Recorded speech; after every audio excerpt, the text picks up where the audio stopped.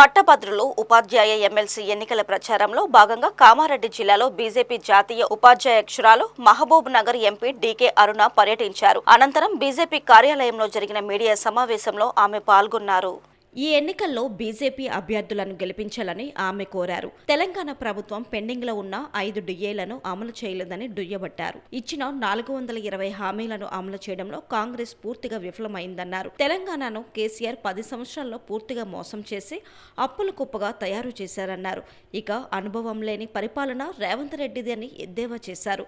ఎస్ఎల్బీసీలో చిక్కుకున్న ఉద్యోగుల గురించి పట్టించుకోకుండా సీఎం రేవంత్ రెడ్డి ఎన్నికల ప్రచారంలో పాల్గొనడం సిగ్గుచేటని విమర్శించారు. రాష్ట్రంలో అమలవుతున్న ప్రతి పథకంలో కేంద్ర ప్రభుత్వం వాటా ఉందని ఆమె స్పష్టం చేశారు. తెలంగాణ రాష్ట్రంలో కూడా ఇవాళ భారతీయ జనతా పార్టీ 8 స్థానాలు పార్లమెంట్ స్థానాలు గెలిచిన తెలంగాణ ప్రజలు భవిష్యత్తులో తెలంగాణ రాష్ట్రంలో ఒక మార్పు రావాలి, ఇక్కడ కూడా డబుల్ ఇంజిన్ సర్కార్ రావాలి, భారతదేశంలో ప్రతి రాష్ట్రంలో భారతీయ జనతా పార్టీని గెలిపిస్తూ ఆయా రాష్ట్రాలు పెద్ద ఎత్తున అభివృద్ధిలో ముందుకు దూసుకుపోతున్నాయి.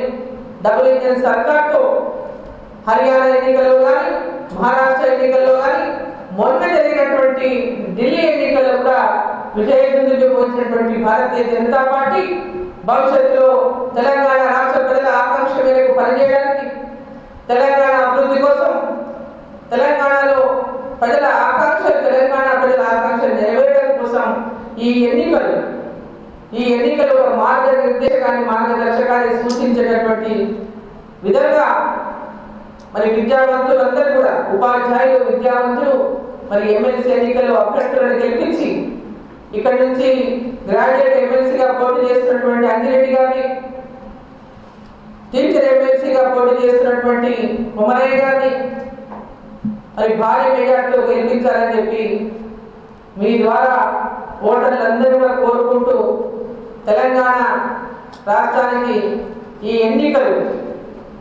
ఎన్నికల ద్వారా పెద్ద ఎత్తున భారతీయ జనతా పార్టీ యొక్క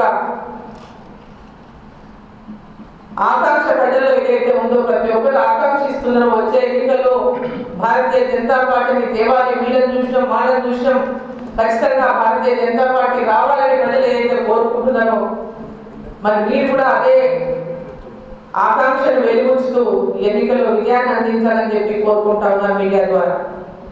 ధన్యవాదాలు.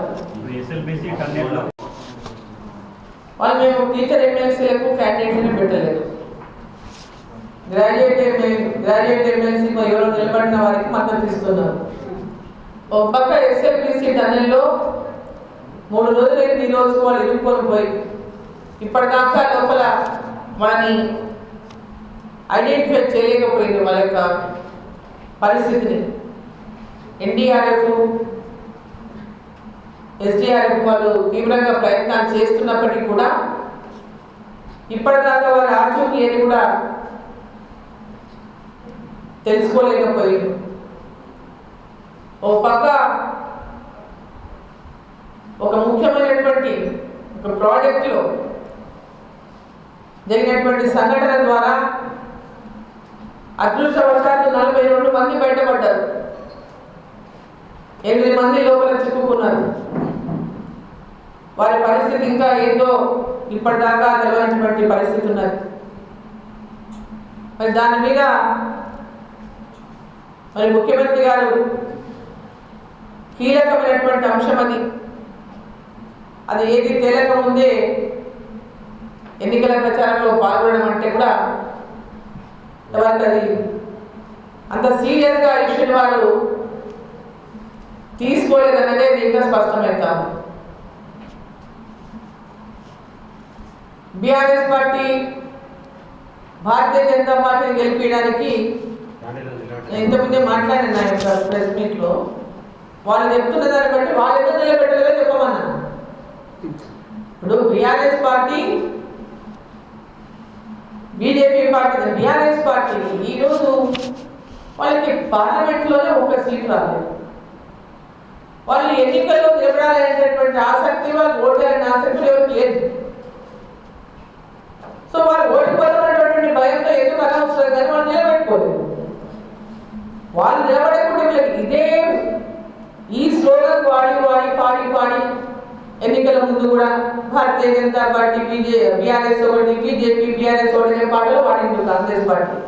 ఆ పాట పాడి 6 గ్యారెంటీలు, ఆ 2 పాటలు పాడి అధికారంలోకి వచ్చిండ్రు. ఇంకా వీళ్ళు పాట మార్చుకుంటలేదు.